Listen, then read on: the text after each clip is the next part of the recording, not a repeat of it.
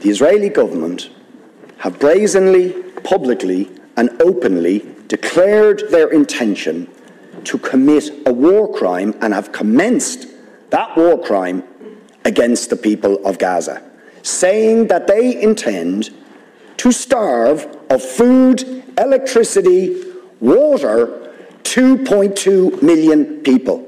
That is a war crime under the 4th Geneva Convention.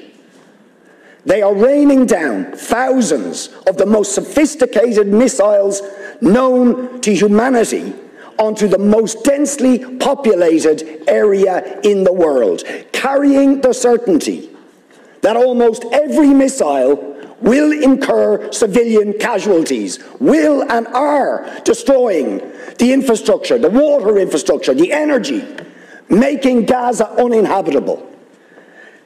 And using, in very credible reports, as they did in the past, chemical weapons, white phosphorus, being used by Israel.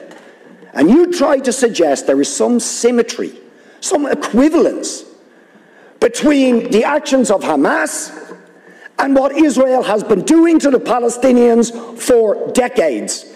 Will you admit that the terrible loss of life and escalation of violence that we have seen in the last few days is simply a continuation of the crimes against humanity, the war crimes of the state of Israel against the people of Palestine?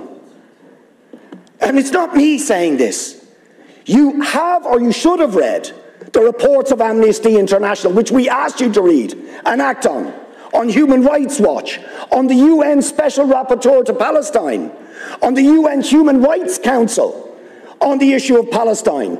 Do you know that the Israeli state will not even allow the UN Rapporteur on Palestine into the occupied territories, or the UN Human Rights Council in, because they know that they will bear witness to the ongoing ethnic cleansing, the ongoing illegal annexation of territory, the ongoing arbitrary detention of Palestinians without trial, the impunity when they assassinate a journalist like Shireen Abu Akleh. No justice, no sanctions. What do we actually get? The head of the most powerful state in the world, while Israel is threatening to commit war crimes against Israel, says we're going to give them more weapons and arms. We support them absolutely.